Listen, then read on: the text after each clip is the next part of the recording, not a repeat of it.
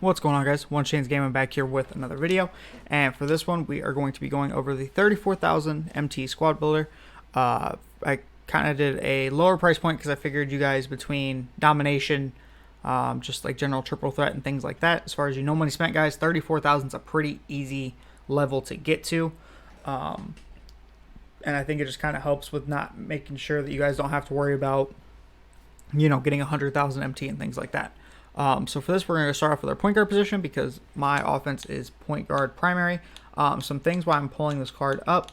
Obviously, I'm doing this on Xbox, so prices might be a little bit different for you PlayStation guys.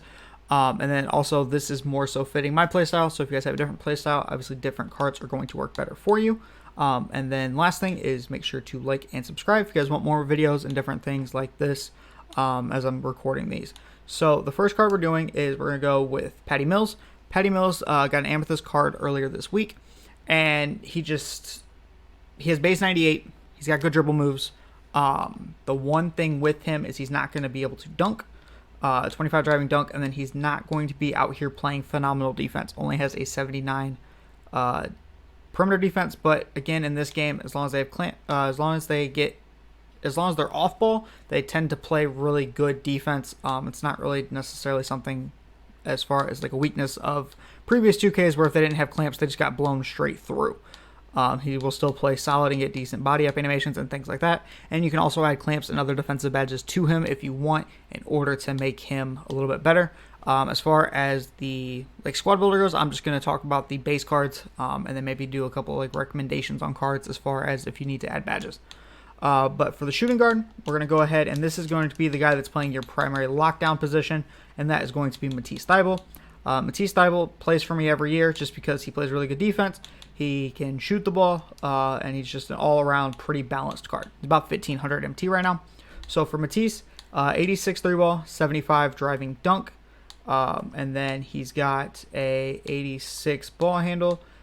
Defensively, obviously this card is phenomenal. He's got the 97 steal, 92 perimeter defense, 84 block, and then obviously with most coaches, you're still getting the bump up because most coaches help perimeter defense and things like that. So he'll be high 90s, almost 99, right?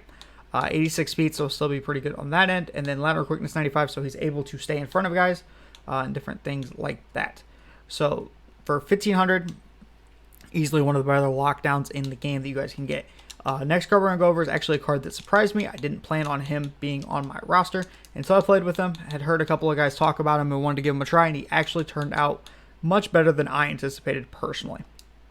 And that is going to be Sadiq Bay. So Sadiq Bay is going for about 2,300 or so. He's 6'7".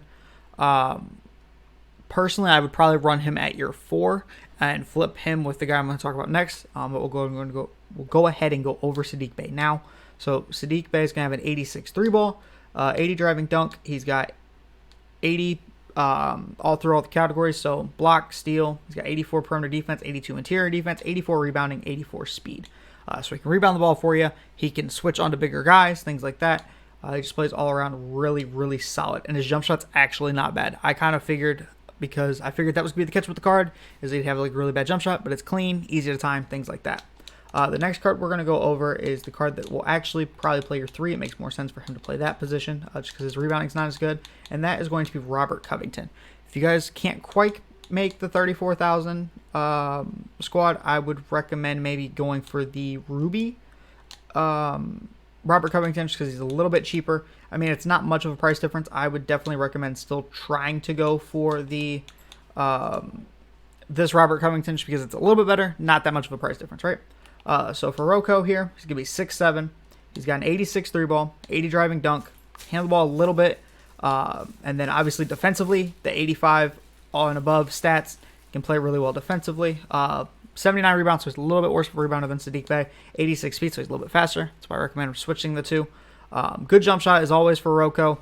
Unfortunately, the one thing with Rocco is you can't add any badges to him because of that Evo. Unfortunately, not able to add or upgrade any badges to him, which is unfortunate. But I mean, he comes with some really, really solid badges for you guys. And then the starting center for this team is going to be, if you guys have played me or if you guys have seen any the videos and stuff, this is a card I probably till the end of time will defend, and that's going to be Josh Smith. Josh Smith is a little bit undersized for center, and there's a couple down like disadvantages to him. But I personally, this card just plays above what he should be. Honestly, he outplays most cards. So he's about 7,000, 7 to 8,000, right?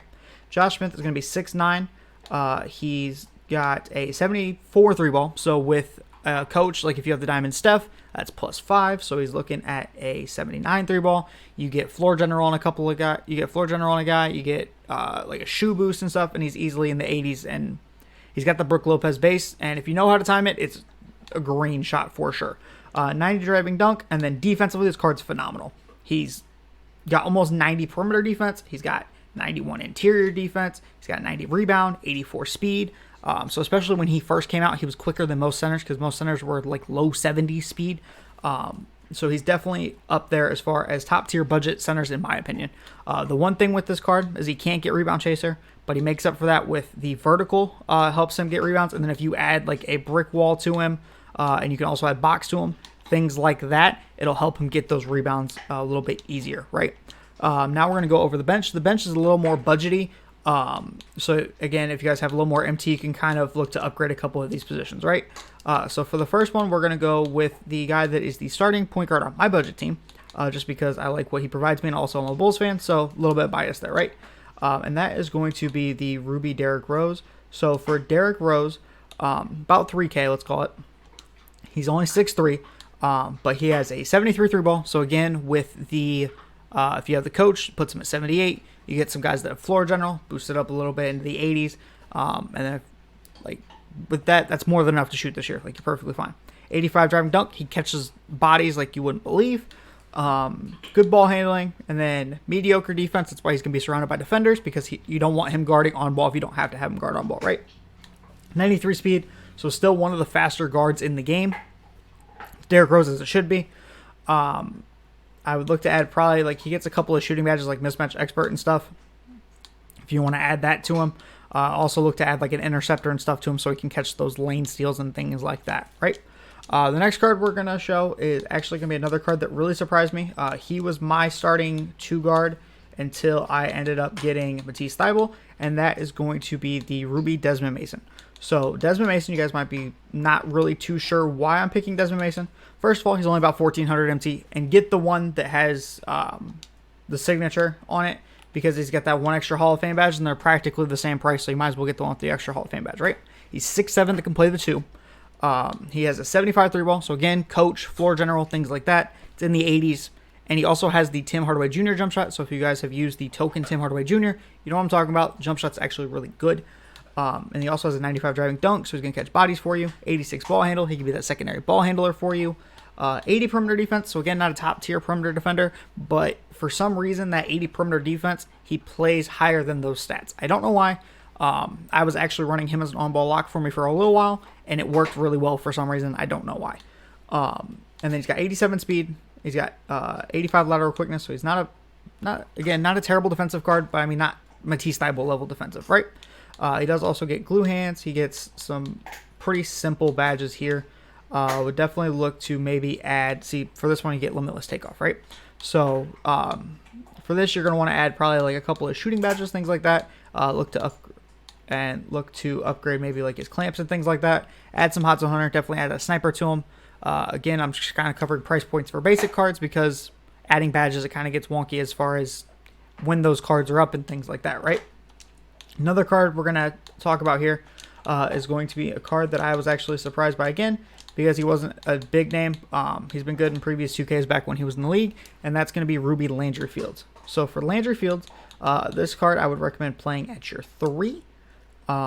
He's about 1,500 MT, so he's 6'7", same size as Desmond Mason. 85 3-ball, so he's going to be a better shooter. 80 driving dunk. Not a card I would recommend handling the ball with, but definitely can do it. 88 perimeter defense, 88 steal. So defensively, he's really good. If you want to run him more as like the lock type mold, this would probably be the guy I would have doing it. 80 speed, so he's a little bit slower than the Desmond Mason, but 88 lateral quickness. So again, he's going to stay in front of guys. He's 6'7". He's going to have that wingspan, things like that, to help him get those sort of steals and things like that, right? He's also got the gold clamps. Got a lot of good defensive badges on him. Some badges I would look to add possibly is going to be Intimidator, maybe even a downhill, quick first step for sure. Maybe even an unpluckable, things like that. But I mean, all in all, this card's really solid. He's got a good jump shot. It's not the quickest of jump shots, but it's not bad by any means. The backup 4, this is kind of a position I had a hard time thinking of for you guys. But we're going to go with this card just because I think this card will play well, especially on next gen.